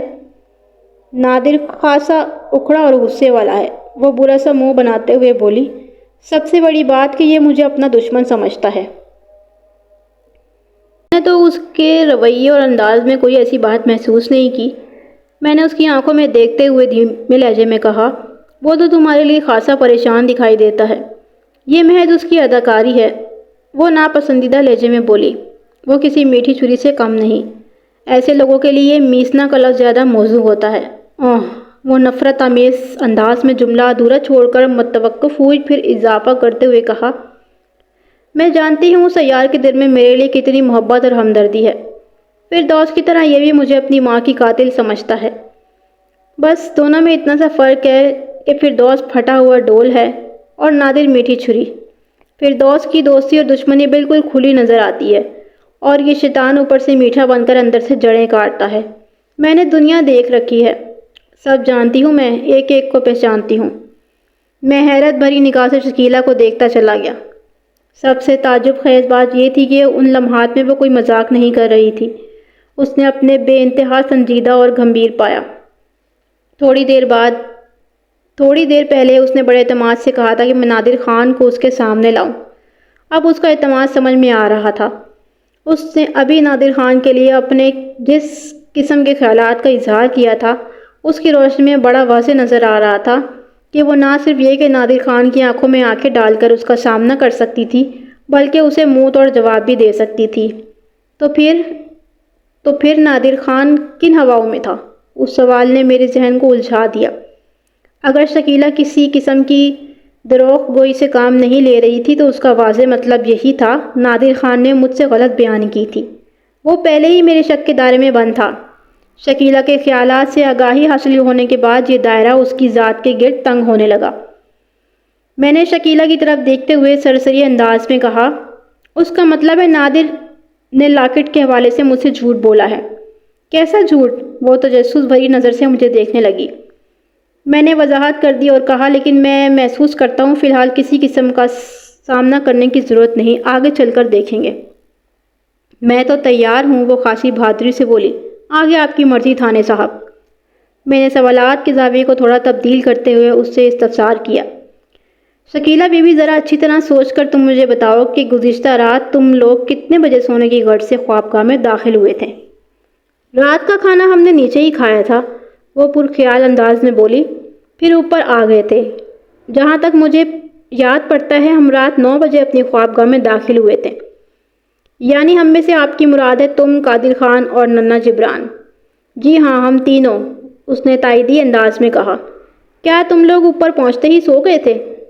جبران تو نیچے ہی سو گیا تھا، میں اسے اپنی گود میں اٹھا کر اوپر لائی تھی۔ میرے سوال کے جواب میں شکیلہ نے بتایا، میں اور خان صاحب لگ بھگ 10 بجے سوئے ہوں گے۔ مجھے پتہ چلا ہے ننھا جبران آپ دونوں سے الگ ایک چھوٹی سی کٹھولا نما چرپائی پر سوتا ہے۔ میں نے سوالات کے سلسلے کو آگے بڑھاتے ہوئے کہا، کیا کل رات کو بھی تم لوگ اسی انداز میں اپنے اپنے بستر پر لیٹے تھے؟ جی ہاں، میں اور خان صاحب بڑے پلنگ پر سوئے تھے، اس نے بتایا، اور اپنے جبرو اپنے کٹھولے پر۔ وہ کٹھولا میں اپنی سائیڈ پر رکھتی ہوں، رات میں تھوڑی دیر کے بعد ہاتھ بڑھا کر میں اسے چیک کرتی رہتی ہوں۔ میں نے سن رکھا ہے اگر بچوں کو علیحدہ سونے کی عادت ڈالی جائے تو میں اعتماد پیدا ہوتا ہے۔ یہ ایک طویل بحث ہے اور مغرب اس فلسفے کا حامی ہے، لیکن مشرق خصوصاً برصغیر میں اس کی مخالفت دیکھنے میں آتی ہے۔ اس خطے کے باسیوں کا کہنا ہے کہ جو مائیں ادائل عمری میں ہی اپنے بچوں کو خود سے الگ کر دیتی ہیں، وہ بڑے ہونے کے بعد وہ اولاد اپنے والدین سے دور ہو جاتی ہے۔ صحیح اور غلط کی جانچ کے لیے آپ تجربہ کر کے دیکھ سکتے ہیں۔ میں نے شکیلہ سے پوچھا، تم گزشتہ رات باتھ روم جانے کے لیے بلائی منزل سے زیر منزل پر پہنچی تھی، کیا تمہیں کچھ اندازہ ہے تم کتنے بجے اپنی خوابگاہ سے نکلی تھی؟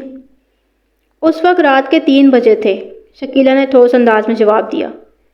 میں نے پوچھا، جب تم اپنی خوابگاہ سے نکل رہی تھی تو کیا تم نے قادر خان اور جبران کو چیک کیا تھا؟ میرا مطلب ہے تم انہیں کس پوزیشن میں چھوڑ کر گئی تھی؟ جواب دیا، ننھا جبرو بھی بڑے مزے سے سو رہا تھا، میں نے اس خیال کے تحت جبرو کو کھٹولے سے اٹھا کر اپنی جگہ پر ڈال دیا کہ میری غیر موجودگی میں اگر اس کی آنکھ کھل گئی تو وہ خود کو تنہا محسوس نہ کرے۔ قادر خان کا لمس پاتے ہی وہ سمجھ جائے کہ کوئی اس کے آس پاس موجود ہے۔ بس پھر میں کمرے سے نکل کر نیچے والی منزل کی طرف آ گئی، اور جب میں واپس پہنچی تو اس نے خوفزدہ انداز میں ایک جھرجھری لی اور خاموش ہو گئی۔ میں سمجھ گیا کہ اس کے تصور میں جلتے ہوئے کمرے کا ہلاکت خیز منظر گھوم گیا ہوگا۔ میں نے اس کے خاموش ہونے پر استفسار کیا، شکیلہ بی بی، یہ بڑی عجیب بات نہیں کہ جب تم اپنی خوابگاہ سے نکلی تو وہاں سب کچھ ٹھیک ٹھاک تھا، لیکن جب واپس آئی تو سب کچھ ختم ہو چکا تھا؟ کیا تم نے باتھ روم میں کوئی گھنٹہ بھر گزارا تھا؟ یہ بات نہیں ہے تھانے دار صاحب، وہ وضاحت کرنے والے انداز میں بولی۔ میں تو کم سے کم وقت کے لیے نیچے اتری تھی، اور ارادہ یہی تھا کہ جبرو کو زیادہ دیر تک تنہا نہیں چھوڑوں گی۔ میں نے سوچا تھا بس آنا جانا ہی کروں گی۔ اسی جلد بازی اور افراتفری میں اپنے سلیپرز کے بجائے خان صاحب کی سافٹی پاؤں میں پھنسا کر کمرے سے نکل کھڑی ہوئی تھی۔ میرے سلیپر پلنگ کے نیچے کہیں ادھر ادھر ہو گئی تھی۔ میں اسے ڈھونڈنے میں وقت ضائع نہیں کرنا چاہتی تھی۔ یہ دیکھیے خان صاحب کی سافٹی۔ اس نے اپنی بات کو روک کر کمرے کے فرش کی جانب اشارہ کیا۔ میں نے اس کے اشارے کی طرف دیکھا تو وہاں مجھے مردانہ چپل نظر رکھی آئی۔ مخصوص قسم کی وہ مردانہ چپل ان دنوں نئی نئی متعارف ہوئی تھی۔ اپنی نرم اور آرام دہی کے باعث وہ سافٹی کے نام سے مشہور ہو گئی تھی۔ میں نے مذکورہ چپل کو دیکھتے ہوئے اس بات میں گردن ہلائی اور شکیلہ نے اپنی بات کو آگے بڑھاتے ہوئے کہا، اس وقت سے یہی سافٹی میرے پاؤں میں ہے۔ میں جب باتھ روم سے فارغ ہونے کے بعد واپس اپنے کمرے میں پہنچی تو وہاں کی ہر شے کے ساتھ ہی میری سلیپر بھی رزق آتش بن چکی تھی۔ خیر، تو میں آپ کو بتا رہی تھی، وہ لمحہ بھر کو رکی، پھر اضافہ کرتے ہوئے بولی، میں تو چند منٹ کا سوچ کر باتھ روم گئی تھی، مگر وہاں پہنچ کر ایک عجیب مصیبت میں گرفتار ہو گئی۔ میں نے قادر خان والی سافٹی کو باتھ روم کے دروازے کے باہر چھوڑ کر باتھ روم کے استعمال کے لیے مخصوص چپل پاؤں میں پھنسا لی تھی۔ میں نے فارغ ہونے کے بعد جب باتھ روم سے باہر نکلنا چاہا تو دروازے کھلنے کا نام نہیں لے رہا تھا۔ ایسا محسوس ہوتا تھا جیسے باہر سے کسی نے کنڈی لگا دی ہو۔ اس کے بعد شکیلہ نے وہ پورا واقعہ تفصیل سے بیان کیا جو قادر خان اور ولایت بی بی کی زبانی فردن فردن مجھ تک رسائی حاصل کر چکا تھا۔ آخر میں نے اس سے کہا، تھانے دار صاحب، میں نے باتھ روم میں گھنٹہ بھر تو نہیں گزارا، لیکن میرا خیال ہے اس صورتحال سے نمٹنے کے لیے 20-25 منٹ تو لگے ہی ہوں گے، یا زیادہ سے زیادہ آپ آدھا گھنٹہ سمجھ سکتے ہیں۔ آدھا گھنٹہ؟ میں نے زیر لب دہرایا، پھر پرسوچ انداز میں کہا، ہاں، یہ اتنا وقت ہے کہ تیزی سے بھڑکنے والی آگ اس مدت میں انسانی جانوں کو جلا کر کوئلہ بنا سکتی ہے، مگر میں لمحہ بھر کو رکا، پھر الجھن بھرے انداز میں اضافہ کیا، مگر اس صورتحال میں بھی چند اہم سوالات سر اٹھا کر کھڑے ہو جاتے ہیں۔ میں ابھی تک ان سوالات کے جواب حاصل نہیں کر سکا ہوں۔ شکیلہ بی بی، مجھے امید ہے اس سلسلے میں تم میری مدد ضرور کرو گی۔ کون سے اہم سوالات تھانے دار صاحب؟ وہ الجھن آمیز انداز میں مجھے تکنے لگی۔ میں نے اپنی بات کی وضاحت کرتے ہوئے کہا، نمبر 1، اچانک خوابگاہ میں ایسی خطرناک آگ کیوں بھڑک اٹھی؟ نمبر 2، اگر کسی بھی طرح آگ لگی گئی تو وہ دونوں خاموش پڑے، اس میں جلتے کیوں رہے؟ جبرو تو ابھی اپنے ہاتھ پاؤں تک کا نہیں ہوا تھا، لیکن قادر خان تو اپنی جان بچانے کے لیے کوشش کر سکتا تھا۔ اب تو یہ نہیں ہو سکتا نا کہ اسے پتہ ہی نہ چلا ہو کہ کمرے میں جہنمی آگ بھڑک اٹھی ہے۔ یہ اسی صورتحال میں ممکن تھا جب وہ ایسی حالت میں ہو کہ ہاتھ پاؤں ہلانے کی سکت بھی نہ رکھتا ہو۔ نمبر 3، نادر خان کا طلائی لاکٹ جائے حادثے سے کیوں ملا؟ اور نمبر 4، بناسپتی گھی والا ایک سیر کا ڈبہ تمہارے خوابگاہ میں کیا کر رہا تھا؟ میں لمحہ بھر کو سانس لینے کی غرض سے متوقف ہوا، پھر اضافہ کرتے ہوئے کہا، اگر ان تمام سوالوں کے جواب مجھے حاصل ہو جائیں تو میں پلک جھپکتے میں کسی حتمی نتیجے پر پہنچ سکتا ہوں۔ تم میری بات سمجھ رہی ہو نا شکیلہ بی بی؟ اس نے مطلع نظر سے مجھے دیکھا، ایک گہری سانس خارج کی، پھر نکاہت بھری بوجھل سی آواز میں بولی، تھانے دار صاحب، لاکٹ کا مالک نادر خان ہے، لہٰذا یہ سوال تو آپ اسی سے پوچھیں تو زیادہ بہتر ہوگا۔ میں لاکٹ کی گمشدگی کے بارے میں اپنی لا علمی کا اظہار کر چکی ہوں، گھی والے خالی ڈبے کے بارے میں بھی کچھ نہیں جانتی۔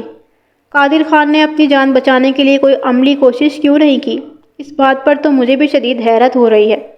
اس وقت تو میرا دماغ اتنا الٹا ہوا تھا، شاید میں اس حوالے سے کچھ سوچ نہ سکی۔ اب آپ نے اس جانب توجہ دلائی ہے تو میرا ذہن واقعی الجھنے لگا ہے کہ قادر خان نے چپ چاپ موت کو کیسے گلے لگا لیا۔ اس نے ایک مرتبہ پھر خوفزدہ انداز میں جھرجھری لی۔ وہ بہت سوچ سمجھ کر میرے سوالات کے جواب دے رہی تھی۔ بظاہر وہ خاصی سنبھلی ہوئی دکھائی دیتی تھی، لیکن میں نے اس کی اندرونی کیفیت کو بخوبی سمجھ لیا تھا۔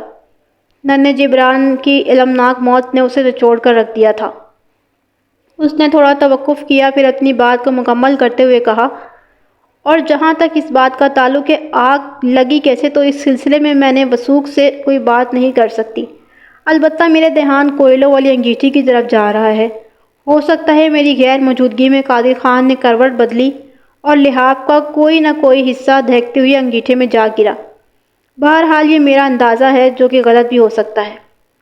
وہ خاموش ہوئی تو میں شش و پنج میں پڑ گیا۔ شکیلہ نے آتش زدگی سے حوالے سے جو اندازہ لگایا تھا وہ نقطہ میرے ذہن میں بھی تھا، مگر اس کے ساتھ ہی باتھ روم کے دروازے کو باہر سے لگنے والی کنڈی کا معاملہ بھی مجھے الجھا رہا تھا۔ شکیلہ کا دعویٰ تھا اس نے ہر کوشش کر کے دیکھ لی تھی مگر دروازہ نہیں کھل سکا تھا، جس سے اس نے یہی نتیجہ اخذ کیا کہ کسی بدبخت نے باہر سے کنڈی لگا دی ہے۔ کنڈی کھلوانے کے لیے اس نے اپنی ملازمہ ولایت بی بی کو پکارا تھا، لیکن ولایت بی بی کا بیان یہ تھا کہ باتھ روم کے دروازے کی بیرونی کنڈی سرے سے بند ہی نہیں تھی۔ اس سچویشن میں میرا دھیان اس بات کی طرف جا رہا تھا کہ کہیں ایسا تو نہیں کہ کسی نے واقعی دروازے کو باہر سے کنڈی لگا دی ہو، اور بعد ازاں شکیلہ کے شور مچانے پر ولایت بی بی کے وہاں پہنچنے سے پہلے ہی وہ کنڈی کھول دی گئی ہو۔ صرف ایسا شخص ہی وہ کر سکتا تھا جو شکیلہ کو زیادہ سے زیادہ دیر تک باتھ روم کے اندر بند رکھنے کا خواہش مند ہو، تاکہ اس کی واپسی سے پہلے خوابگاہ کا قصہ پاک ہو جائے۔ یہ وہی شخص کر سکتا تھا جس نے خوابگاہ میں آگ بھڑکائی ہو۔ اس گھر میں زیر منزل پر صرف 3 افراد رہتے تھے، یعنی غلام حسین، ولایت بی بی اور نادر خان۔ غلام حسین اور ولایت بی بی کسی بھی پہلو سے اس معاملے میں خود کو ملوث نہیں دکھائی دیتے تھے۔ اب آ جا کر نادر خان ہی باقی بچتا تھا۔ شکیلہ نے نادر خان کے حوالے سے اپنے جن خیالات کا اظہار کیا تھا اس کی روشنی میں وہ شکیلہ کا دشمن ٹھہرتا تھا۔ وہ بھی اسے سخت ناپسند کرتی تھی۔ پھر لاکر کی گمشدگی اور بازیابی کا معاملہ بھی خاصا الجھ کر رہ گیا تھا۔ دونوں ماں بیٹے کے بیانات میں گہرا تضاد پایا جاتا تھا۔ ان لمحات میں میرا ذہن یہ سوچنے پر مجبور تھا، تو کیا یہ آگ نادر خان کی لگائی ہوئی تھی؟ یہ ایک خطرناک سوال تھا۔ نادر خان کی ذات شک و شبے سے چوکے پاک نہیں تھی، لہٰذا میں اس زاویے پر آگے ہی آگے سوچتا چلا گیا، اور اچانک ہی میرے ذہن میں ایک خیال پیدا ہوا۔ میں نے شکیلہ سے پوچھ لیا، میں نے زیر زمین منزل کا سرسری جائزہ لیا ہے۔ اس کے اندرونی حصے میں داخل ہونے کے لیے ایک تو سامنے کا راستہ ہے، کیا اس کے علاوہ بھی کوئی راستہ موجود ہے؟ وہ اپنی پیشانی کو ہاتھ کی مدد سے دباتے ہوئے بولی، کوٹھی کے عقبی حصے میں گھاس والا لان ہے، اور عقبی دیوار کے ساتھ ساتھ پھولدار پودے بھی لگے ہوئے ہیں۔ اس سمت سے بھی ایک راستہ اندر کو جاتا ہے۔ وہ لمحہ بھر کو رکی۔ لحاف کے اندر اس نے بڑی مشکل سے پہلو بدلا اور چہرے پر تکلیف کے آثار نمودار ہو گئے۔ پھر کمزور سی آواز میں اس نے مجھ سے کہا، تھانے دار صاحب، میں نے قانونی تقاضے اور اپنا فرض سمجھتے ہوئے آپ سے اتنی گفتگو کر لی تھی۔ آپ تصور نہیں کر سکتے کہ میں اندر باہر سے کس قدر ٹوٹ چکی ہوں۔ میں مزید کسی بیان کی متحمل نہیں ہو سکتی۔ میرے سر میں شدید درد ہو چکا ہے، اور دل کا جو حال ہے اسے بیان کرنے کی ہمت ہے اور نہ ہی سخت۔ دیکھتے ہی دیکھتے میرے سینے میں ایک قبرستان آباد ہو گیا ہے، لہٰذا میں آپ سے معذرت۔ وہ جملہ ادھورا چھوڑ کر باقاعدہ ہانپنے لگی۔ میں نے اس کی حالت کے پیش نظر جلدی سے کہا، بس تم سے آخری سوال پوچھ رہا ہوں، اس کے بعد تم آرام کرنا، میں یہاں سے رخصت ہو جاؤں گا۔ وہ درماندہ نظر سے مجھے دیکھنے لگی۔ میں نے اس سے پوچھا، کیا تم نے اس آنے کے بعد کوئی دوا وغیرہ کھائی تھی؟ کیسی دوا؟ اس نے چونکے ہوئے لہجے میں استفسار کیا۔ میں نے کہا، نیند کی گولی وغیرہ۔ نہیں، بالکل نہیں، وہ قطعیت سے بولی۔ مجھے اتنا ہوش کہاں تھا کہ میں اپنے بارے میں کچھ سوچ سکتی۔ مجھ پر جو قیامت گزری تھی اس نے تو جیسے مجھے موت کے دہانے پر لا کھڑا کیا تھا۔ میں نے شکیلہ کو فارغ کر دیا اور کمرے سے باہر نکل آیا۔ سب سے پہلے نادر خان سے سامنا ہوا۔ وہ کافی دیر سے میرا منتظر بیٹھا تھا۔ چھوٹتے ہی اس نے پوچھ لیا، تھانے دار صاحب، کچھ پتہ چلا؟ اس کے سوال نے مجھے سلگا کر رکھ دیا۔ میں نے درست لہجے میں کہا، کیا پتہ چلنا تھا؟ وہ جی یہی کہ وہ گڑبڑا گیا کہ آگ کس نے لگائی تھی۔ میں نے اس کی آنکھوں میں دیکھتے ہوئے سپاٹ لہجے میں کہا، ہاں مجھے پتا چل گیا کہ اوپر والے خوابگاہ میں آگ کیسے بھڑکی تھی، لیکن تمہیں اس بات کی تفصیل جاننے کے لیے کل تک کا انتظار کرنا ہوگا۔ یہ کیا بات ہوئی؟ وہ خفیہ آمیز انداز میں بولا۔ تم کل صبح تھانے آ جاؤ، پھر میں تمہیں سب کچھ سمجھا دوں گا۔ میں نے اس کی تسلی کی خاطر خاصے رازدارانہ انداز میں کہا، یہاں پر بات کرنا مناسب نہیں۔ تم نے سنا تو ہوگا دیواروں کے بھی کان ہوتے ہیں، اور انہی دیواروں کے پیچھے تمہاری سوتیلی ماں شکیلہ بھی موجود ہے۔ میں نے اسے فی الحال ٹالنے کے لیے یہ بات کہہ دی تھی۔ وہ بڑے صحت مند انداز میں گردن ہلاتے ہوئے بولا، ٹھیک ہے، میں سمجھ گیا صاحب۔ اس مرتبہ نادر کا رویہ پہلے سے کافی مختلف تھا۔ وہ اب تک مجھے شکیلہ کی حمایت کرتا دکھائی دیا تھا، لیکن اس کی گردن کی حرکت کچھ اور ہی بتا رہی تھی۔ اندر کمرے میں شکیلہ نے نادر خان کے لیے اپنی ناپسندیدگی کا اظہار کیا تھا۔ مجھے یوں محسوس ہوا جیسے ان سوتیلے ماں بیٹے کے بیچ کوئی بڑی گڑبڑ ہو۔ میں کانسٹیبل منظور الہی کے ساتھ اس کوٹھی سے رخصت ہونے لگا تو آپا فردوس کہیں سے نکل کر اچانک میرے سامنے آ گئی۔ مجھ سے نظریں چار ہوئیں تو اس نے تجسس آمیز انداز میں پوچھا، اب تو آپ کو میری بات کا یقین آ گیا ہوگا تھانے دار صاحب۔ کون سی بات؟ میں نے دانستہ انجان بنتے ہوئے کہا، وہی جناب کہ ہماری سوتیلی ماں نے ابا جی کو جلا کر راکھ کر دیا ہے۔ میں نے اس جذباتی عورت کی تسلی کی خاطر کہہ دیا، اس نے اقرار تو نہیں کیا، حالانکہ میں نے اس سے پوچھا بھی تھا۔ وہ اتنی سیدھی نہیں ہے کہ وہ اپنی زبان سے اقرار کر لے، فردوس نے نفرت آمیز انداز میں کہا۔ آپ اسے تھانے میں بند کر کے تھوڑی سختی کریں تو وہ سب کچھ بک دے گی۔ اس کا یہ جارحانہ انداز مجھے قطعاً پسند نہ آیا۔ وہ اتنے وثوق سے بات کر رہی تھی جیسے اس نے اپنی آنکھوں سے شکیلہ کو وہ جرم کرتے ہوئے دیکھا ہو۔ میں نے معتدل لہجے میں اس سے دریافت کیا، فردوس بیگم تھانے دار تم ہو یا میں؟ ظاہر ہے تھانے دار تو آپ ہی ہیں جناب، وہ گڑبڑا کر بولی۔ تو پھر تھانے داری تم نے نہیں کرنی، مجھے ہی کرنے دو، میں نے قدرے برہم لہجے میں کہا۔ میں اچھی طرح جانتا ہوں کہ مجھے کس وقت کیا کرنا ہے، میری بات سمجھ رہی ہو نا؟ اس نے بے یقینی سے مجھے دیکھا۔ میں اس کی نگاہ کا مطلب نہیں سمجھ سکا، اس لیے الجھ کر رہ گیا، لیکن جب وہ بولی تو اس کی آنکھوں میں موجود حیرت اور بے چینی کے تاثرات کو گویا زبان مل گئی۔ اس نے عجیب سے انداز میں ہاتھ نچاتے ہوئے کہا، تھانے دار جی، لگتا ہے اس جادوگر نے آپ پر بھی تیر چلا دیا ہے۔ جادوگرنی سے اس کی مراد یقیناً شکیلہ ہی تھی۔ میں نے فردوس کے تبصرے کو ایک کان سے سن کر دوسرے کان سے نکال دیا اور کانسٹیبل کے ہمراہ تھانے کی جانب روانہ ہو گیا۔ اگلے روز دوپہر سے تھوڑا وقت پہلے نادر خان میرے پاس آیا اور مجھ سے کل والی بات کے بارے میں استفسار کرنے لگا۔ میں نے گزشتہ رات اس سے وعدہ کیا تھا تھانے آؤ گے تو تمہیں کوئی اہم بات بتاؤں گا۔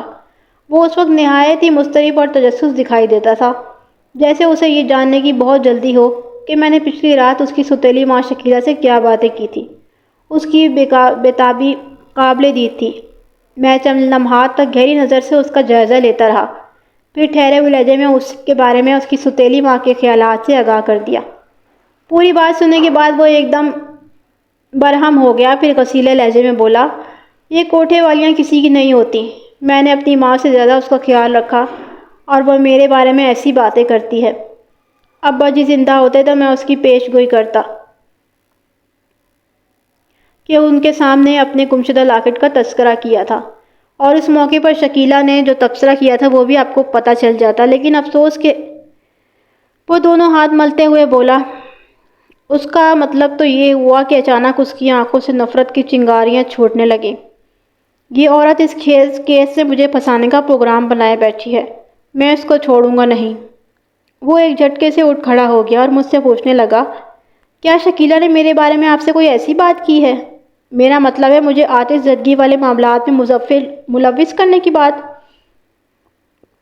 اس نے ایسا کچھ نہیں کہا نادر خان، میں نے ڈانٹ آمیز لہجے میں کہا، اور تم جا کہاں رہے ہو؟ آرام سے ادھر بیٹھ کر بات کرو۔ وہ اطمینان بھری سانس خارج کرنے کے بعد کرسی پر بیٹھ گیا۔ یوں محسوس ہوتا تھا جیسے اس کے سر سے کوئی بہت بڑا بوجھ اتر گیا ہو۔ اس کے رویے میں نمودار ہونے والی اس اچانک تبدیلی نے مجھے جھٹکے پر مجبور کر دیا۔ یا تو وہ اس کا اشتعال مصنوعی تھا یا پھر اب وہ مطمئن نظر آنے کی اداکاری کر رہا تھا۔ میں چند لمحات تک ٹٹولنے والی نظر سے اسے تکتا رہا، اس سے پہلے کہ اسے کسی نئے زاویے سے گھسنے کا آغاز کرتا، مجھے بتایا گیا کہ سرکاری ہسپتال سے قادر خان اور جبران خان کی لاشیں آ گئی ہیں۔ میں تھوڑی دیر کے لیے نادر خان کو بھول کر ضروری کاغذات کروانے میں مصروف ہو گیا۔ پوسٹ مارٹم شدہ لاشوں کے ساتھ پوسٹ مارٹم کی ابتدائی رپورٹ بھی موصول ہوئی تھی۔ جب میں نے اس پوسٹ مارٹم کا مطالعہ کیا تو یہ الجھا ہوا کیس ایک لمحے میں سلجھ کر رہ گیا۔ اس رپورٹ نے تو مجھے حیرتوں کے سمندر میں غوطہ خوری کرنے پر مجبور کر دیا۔ اس وقت میں اپنے کمرے میں اکیلا ہی بیٹھا تھا۔ نادر خان لاشوں کے پاس کھڑا انہیں کوٹھی تک پہنچوانے کے لیے بندوبست میں مصروف تھا۔ میں جلدی اس سنسنی خیز رپورٹ کو پڑھتا چلا گیا۔ پوسٹ مارٹم رپورٹ کے مطابق قادر خان کی موت 12 فروری کی رات 10 اور 11 بجے کے درمیان واقع ہوئی تھی اور موت کا سبب زہر خورانی تھا۔ کیمیائی تجزیے کی روح سے قادر خان کو کوئی سرباز زہر ملا کر موت کے گھاٹ اتارا گیا تھا۔ اس زہر میں اتنی طاقت تھی کہ اسے مرنے میں چند سیکنڈ لگے تھے۔ غالب امکان یہ تھا کہ زہر کسی ٹائکسوائڈ خصوصاً دودھ میں ملا کر اس کے معدے تک پہنچایا گیا تھا۔ اس کے پھیپھڑوں کے تجزیے سے پتہ چلا کہ دھوئیں نے وہاں تک رسائی حاصل نہیں کی تھی، یعنی جب خوابگاہ میں آگ بھڑکی تو وہ اس سے پہلے ہی اس دنیا سے رخصت ہو چکا تھا۔ ننھے جبران کی پوسٹ مارٹم رپورٹ سے اس سے قطعی مختلف تھی۔ اس رپورٹ کے مطابق اس کی موت کا وقت 13 فروری کی صبح 3 اور 4 بجے کے درمیان بتایا گیا تھا اور موت کا سبب دم کا گھٹنا تھا۔ اس کے پھیپھڑوں میں دھوئیں کے مخصوص آثار مل گئے تھے۔ اس کا واضح مطلب یہی تھا کہ آگ لگنے کے سبب خوابگاہ میں جو کثیف دھواں پھیلا تھا، جبران اسی کی وجہ سے دم گھٹ کر مر گیا تھا۔ پوسٹ مارٹم کی شگاف رپورٹ نے نادر خان اور شکیلہ کے جھوٹ کی قطعی کھول دی تھی۔ بس یہ جاننا باقی تھا کہ کس نے کس مقصد کے حصول کے لیے کس قدر جھوٹ بولا تھا۔ ایک بات تو طے ملی تھی کہ ان دونوں میں ایکا نہیں تھا، اور اس کے ساتھ ساتھ یہ بھی طے تھا کہ آتش زدگی والے واقعے میں وہ دونوں یا ان میں سے کوئی ایک ضرور ملوث تھا۔ میں اگر ان پر سختی کرتا تو ان کی زبان کھل سکتی تھی۔ اب ان کے خلاف میرے پاس اتنا مواد جمع ہو چکا تھا کہ وہ مجھے چکر دینے یا مزید اداکاری جاری رکھنے کی کوشش نہیں کر سکتے تھے، مگر میرا ذہن اس نقطے پر آ کر اٹک گیا کہ انہیں فوری طور پر حراست میں لے لوں یا پھر قادر اور جبران کی تدفین کے بعد ان پر ہاتھ ڈالوں۔ تھوڑی سوچ بچار کے بعد میں ایک سنگین حتمی فیصلے پر پہنچ گیا۔ میری نظر میں وہ کسی رعایت کے مستحق نہیں تھے۔ میں نے ASI نزاکت شاہ کو اپنے پاس بلایا اور نہایت ہی رازدانہ انداز میں کہا، تم فوراً فرید ٹاؤن کی طرف روانہ ہو جاؤ اور وہاں سے شکیلہ فردوس اور خاور محمود کو اپنے ساتھ یہاں لے کر آ جاؤ۔ تھوڑی دیر پہلے نادر خان نے مجھے بتایا تھا کہ اس کا بہنوئی خاور آرتی گھر آیا ہوا ہے اور اب وہ شام کو ہی واپس جائے گا۔ نزاکت شاہ نے پرتجسس انداز میں مجھ سے پوچھا، ملک صاحب لگتا ہے کوئی خاص سرسرا آپ کے ہاتھ میں آ گیا ہے۔ بہت ہی خاص الخاص شاہ جی، میں نے معنی خیز انداز میں کہا اور اسے پوسٹ مارٹم کی رپورٹ کے بارے میں تفصیلاً بتا دیا۔ وہ پرجوش انداز میں اٹھا اور میرے بتائے ہوئے مشن پر روانہ ہو گیا۔ تھوڑی دیر کے بعد نادر خان میرے پاس آیا اور بولا، جناب اب یہ لاشیں میرے حوالے کر دیں تاکہ ان کی تدفین کے بارے میں کچھ سوچا جا سکے۔ باقی جھگڑے تو بعد میں بھی ہوتے رہیں گے، پہلے ان کو قبر میں اتارنا ضروری ہے۔ میرے پیش نظر بھی یہی بات ہے نادر خان، میں نے اس کی آنکھوں میں دیکھتے ہوئے کہا۔ میں اسی کوشش میں ہوں کہ جلد از جلد تمہیں فارغ کر دوں، تم باہر جا کر برآمدے میں بیٹھو۔ وہ کمرے سے نکلا تو میں نے ایک کانسٹیبل کو اپنے پاس بلا کر 1-2 ضروری کاموں کی تاکید کی اور اسے روانہ کر دیا۔ اس کانسٹیبل کو ایک تو 8-10 گلاس نمکین لسی کا انتظام کرنا تھا، دوسرے ایک ایسا پنجرہ لے کر آنا تھا جس کے اندر 2 خطرناک صحت مند چوہے بند ہوں۔ کانسٹیبل نے مجھے یقین دلایا کہ ایسا بندوبست کرنا اس کے بائیں ہاتھ کا کھیل ہے۔ وہ یہ کہتے ہوئے رخصت ہوا تھا، سر جی سمجھے میں ابھی گیا اور ابھی آیا۔ اور واقعی نزاکت شاہ کی واپسی سے پہلے ہی کانسٹیبل نے اپنا کہا پورا کر دکھایا۔ ASI میرے مطلوبہ افراد کو لے کر تھانے پر پہنچا تو میں نے انہیں اپنے کمرے میں بلا لیا۔ نادر خان بھی ان کے ساتھ ہی اندر چلا گیا۔ لوگوں کی مدد سے پہلے ہی میں نے حوالدار صفدر حسین کو اپنے مخصوصی پروگرام سے آگاہ کر دیا، لہٰذا وہ بندوبست کے ساتھ میرے کمرے کے دروازے کے باہر کھڑا تھا۔ میں نے پھر دوست کو مخاطب کرتے ہوئے کہا، تم اپنے خاوند کے ساتھ قادر خان اور جبران کی لاشوں کو لے کر فرید ٹاؤن چلی جاؤ۔ ان دونوں بدنصیبوں کی تدفین تم لوگوں کے ہاتھوں ہوگی۔ کیا مطلب ہے؟ وہ ہکلائی۔ قادر نے پوچھا، کیا نادر اور شکیلہ ہمارے ساتھ نہیں جائیں گے؟ نہیں، میں نے قطعیت سے کہا۔ کیوں سر جی؟ فردوس ہونکوں کی طرح میرا منہ دیکھنے لگی۔ میں نے سنسناتے ہوئے لہجے میں کہا، فردوس بیگم، میں مان گیا کہ تم اندازے لگانے کی ماہر ہو، لیکن اپنی مہارت کا استعمال کرتے ہوئے تم جانبداری سے کام لو۔ سگے کو بچا کر صرف سوتیلی کی گردن پھنسواتی ہو، لیکن دیکھ لو، میں نے دونوں کو قابو کر لیا ہے۔ ان کی خاطرداری اب مجھ پر لازم ہو گئی ہے۔ نادر خان طیش کے عالم میں یک لک کھڑا ہو گیا اور بھپرے ہوئے لہجے میں بولا، کوئی ماں کا لال مجھے روک نہیں سکتا۔ یہ کیا تماشا ہو رہا ہے تھانے دار صاحب؟ شکیلہ نے جارحانہ انداز میں دریافت کیا۔ یہ کوئی نیا تماشا نہیں ہے، میں نے زہریلے انداز میں کہا، بلکہ جس تماشے کا تم لوگوں نے آغاز کیا تھا، میں نے اس کا انجام تلاش کر لیا ہے۔ بات ختم کرتے ہی حوالدار صفدر حسین کو اشارہ کر دیا۔ وہ بجلی کے کوندے کی طرح لپکا اور پلک جھپکتے میں اس نے اپنی مہارت کا استعمال کرتے ہوئے نادر خان اور شکیلہ کے ایک ایک ہاتھ میں آہنی زیور پہنا دیا۔ میری ہدایت کے عین مطابق اس نے دونوں کا دایاں ہاتھ آزاد رہنے دیا۔ ہتھکڑی والی زنجیروں کو وہ یوں تھامے کھڑا تھا جیسے ان کی ملاحیں کھینچ رکھی ہوں۔ اس منظر نے فردوس اور خاوند کو مبہوت کر دیا، لہٰذا ان کی ذہنی الجھن کو دور کرنے کے لیے انہیں ایک دوسرے کمرے میں لے گیا۔ پھر انہیں پوسٹ مارٹم کی رپورٹ سے آگاہ کر دیا اور کہا، قادر خان اور جبران کی تدفین میں تاخیر ہونا مناسب نہیں، لہٰذا تم ان کی لاشوں کو لے کر فوراً فرید ٹاؤن روانہ ہو جاؤ۔ خاوند محمود سمجھداری سے اس بات میں سر ہلانے لگا۔ فردوس نے شکایتی انداز میں کہا، شکیلہ کو تو آپ نے بالکل ٹھیک پکڑا ہے تھانے دار صاحب، لیکن میرا خیال ہے نادر کے سلسلے میں آپ کو کوئی غلط فہمی ہوئی ہے۔ غلط فہمی اور درست فہمی کا تعلق تفتیش کے دوران بخوبی ہو جائے گا، میں نے حتمی لہجے میں کہا۔ تم بے فکر ہو جاؤ فردوس، کسی کے ساتھ ناحق زیادتی نہیں ہوگی۔ انہیں رخصت کرنے کے بعد میں اپنے کمرے میں آ گیا۔ شکیلہ اور نادر خان گویا گرم توے پر بیٹھے تھے۔ مجھ پر نگاہ پڑتے ہی وہ برس پڑے اور مجھے اپنی دھن میں الٹی سیدھی سنانے لگے۔ میں نے ان کی تباہی کا ذرا بھی برا نہیں منایا اور کانسٹیبل کو آئٹم نمبر 1 حاصل کرنے کا حکم دیا۔ اگلے ہی لمحے وہ ایک ٹرے میں نمکین لسی سے بھرے ہوئے 2 کنگ سائز جگ اور 2 پیتل کے بڑے گلاس لے کر کمرے میں داخل ہوا۔ میں نے اسے اشارہ کیا تو اس نے نادر خان اور شکیلہ کے سامنے ایک ایک جگ اور ایک ایک گلاس بھر کر رکھ دیا اور پھر کمرے سے رخصت ہو گیا۔ شکیلہ نے بھڑکے ہوئے لہجے میں پوچھا، یہ کیا ہے؟ گرمی دور کرنے کا مجرب نسخہ ہے، میں نے طنزیہ انداز میں کہا۔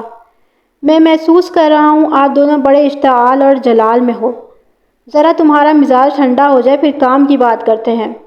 میں لمحہ بھر متوقف ہوا، پھر اضافہ کرتے ہوئے کہا، تم دونوں سے جو بھی پہلے جگ کا لسی کا ختم کرے گا میں اس کو جانے دوں گا اور دوسرے کو الٹا لٹکا دوں گا۔ آپ ہمیں بیوقوف نہیں بنا سکتے، نادر خان نے چراغ باپر ہوتے ہوئے کہا۔ برخوردار، میں نے تیکھے لہجے میں اسے مخاطب کیا، بیوقوف تو کل سے تم مجھے بناتے ہوئے آئے ہو، میں تو قانونی کارروائی کر رہا ہوں۔ بات ختم کرتے ہی میں نے کانسٹیبل کو اشارہ کر دیا کہ وہ ان کے گلاس بھر دے۔ میں نے کچھ اس قسم کا سیٹ اپ بنا دیا تھا کہ میرا حکم ماننے کے سوا اس کے پاس کوئی چارہ نہیں تھا۔ وہ سردی کا موسم تھا اور ٹھنڈی لسی پینا کوئی آسان کام نہیں تھا۔ نمکین لسی تو ویسے بھی بڑی پیشاب آور ہوتی ہے، پھر کڑاکے کی سردی میں اس سے کچھ زیادہ ہی سرعت سے کام دکھایا۔ شکیلہ نے بامشکل دوسرا اور نادر خان نے باسہولت تیسرا کنگ سائز گلاس ختم کر دیا تھا۔ معدے کا بوجھ مثانے پر منتقل ہو گیا، وہ شدید پیشاب کی حاجت محسوس کرنے لگا۔ میں نے انہیں لسی پلانے کا کوئی 25-30 منٹ میں کیا تھا، لہٰذا انہیں یوں لگ رہا تھا کہ اگر وہ فوری طور پر باتھ روم نہ گئے تو ان کے مثانے پھٹ جائیں گے۔ اس کیفیت کو بھانپتے ہوئے میں انہیں اپنے ساتھ لے کر ٹرائل روم میں آ گیا۔ وہاں موجود آلات تفتیش کو دیکھ کر وہ دہشت زدہ ہو گئے۔ میں نے کانسٹیبل سے کہہ کر آئٹم نمبر 2 بھی وہیں منگوا لیا، پھر باری باری ان دونوں کی آنکھوں میں دیکھتے ہوئے صفاقی سے کہا، اب میں تم دونوں کو چھت پر الٹا لٹکاؤں گا۔ تم اس پنجرے میں 2 خوفناک چوہے دیکھ رہے ہو نا؟ میں نے مذکورہ پنجرے کی سمت اشارہ کیا اور مزید کہا، ان میں سے ایک ایک چوہا تمہارے پانچوں میں ڈال کر ڈوری کی مدد سے پانچوں کو باندھ دیا جائے گا۔ یہ چوہے تمہاری ٹانگوں کے ساتھ جو اکھلیاں کریں گے تم ان کا تصور کر سکتے ہو، لیکن اگر تم سچ بولنے کا وعدہ کرتے ہو تو۔ میری بات پوری ہونے سے پہلے ہی شکیلہ چلائی اور چیخ اٹھی، نہیں نہیں! وہ دونوں ہاتھوں سے اپنے منہ کو چھپاتے ہوئے بولی، میں یہ اذیت برداشت نہیں کر سکتی، خدا کے لیے مجھے باتھ روم جانے دے۔ میں اقرار کرتی ہوں کہ میں نے قادر خان کو زہر دے کر مارا ہے۔ بات ادھوری چھوڑ کر باقاعدہ رونے لگی، پھر روتے ہوئے اس کی ہچکی بن گئی۔ میں نے ایک کانسٹیبل کو اشارہ کیا اور وہ فوراً اسے باتھ روم کا راستہ دکھا دے۔ پھر میں نادر خان کی طرف متوجہ ہو گیا اور خونخوار لہجے میں دریافت کیا، تمہارا کیا ارادہ ہے؟ رستم خان کے لگنے کا چوہے والے تجربے سے گزرنا ہے یا پھر؟ میری صفاقی اور بے رحمی دیکھ کر اسے یقین ہو گیا تھا کہ میں کسی بھی صورت اس کی جان نہیں چھوڑوں گا، لہٰذا اسے بھی اقبال جرم کرتے ہی خوفزدہ نظروں سے میری طرف دیکھتے ہوئے بولا، خوابگاہ میں آگ میں نے لگائی تھی۔ باتھ روم کے باہر ابا جی کی سلیپر کو دیکھ کر میں یہی سمجھا تھا کہ اس وقت کمرے میں نہیں ہے۔ میں کافی دنوں سے شکیلہ اور اس کے بیٹے کو ختم کرنے کا منصوبہ بنا رہا تھا، یہ ایک اچھا موقع تھا۔ میں نے ان کے بیٹے کو مٹی کا تیل ڈال کر چھڑک کر زندہ جلا دیا، لیکن مجھے کیا خبر تھی کہ شکیلہ نے اپنے اقبال بیان میں بتایا کہ قادر خان اس کے کردار پر شک کرنے لگا تھا اور اس کا خیال تھا کہ نادر خان سے اس کے ناجائز تعلقات ہیں۔ پھر اس نے شوہر کے سامنے اپنی صفائی پیش کرنے کی ہر ممکن کوشش کی، لیکن قادر خان کے دل میں شک کا جو پودا سر اٹھا چکا تھا وہ اسے جڑ سے اکھاڑ کر پھینکنے کا ناکام ہو گئی۔ پھر جب اسے معلوم ہوا کہ قادر جبران کو بھی اپنی اولاد نہیں سمجھتا تو اس کے دل میں ایک خنجر سا پیوست ہو گیا۔ شکیلہ سے زیادہ یہ بات اور کوئی نہیں جانتا تھا کہ جبران صرف اور صرف قادر ہی کا خون تھا، اور قادر کی زندگی میں داخل ہونے کے بعد اس نے ایک لمحے کے لیے بھی بے وفائی کا تصور نہیں کیا تھا۔ بہرحال وہ نادر کی اچھی حرکتوں سے بیزار ضرور تھی۔ اس نے جس شخص کی خاطر کوٹھے کی زندگی ترک کر کے عزت کی راہ پر چلنا شروع کیا تھا، جب وہی اسے اس کی نظر میں گرا رہا تھا تو شکیلہ صدمہ برداشت نہیں کر سکی۔ اسے یہ بھی خدشہ تھا کہ قادر کہیں اسے اپنی زندگی سے ہی نہ نکال دے۔ اس کے بعد اس کا اور اس کے بیٹے کا کیا مستقبل ہوتا؟ یا تو وہ دوبارہ کوٹھے کی زینت بن جاتی یا پھر فٹ پاتھ پر بیٹھی بھیک مانگ رہی ہوتی۔ اسے یہ دونوں راہیں منظور نہیں تھیں، لہٰذا اس نے اپنی سمجھ بوجھ کے مطابق یہ فیصلہ کیا، قادر خان کا ہی قصہ پاک کر دیا جائے۔ لیکن تقدیر نے اس کی تدبیر کا بڑے بھیانک انداز میں مذاق اڑایا تھا۔ اس نے سوچا تھا قادر خان کی موت کے بعد اس کی وراثت کے ناطے سب کچھ اسے مل جائے گا اور اسے در در کی ٹھوکریں نہیں کھانا پڑیں گی، لیکن بس قسمتی سے اس کی باقی زندگی جیل کی سلاخوں کے پیچھے گزرنے والی تھی۔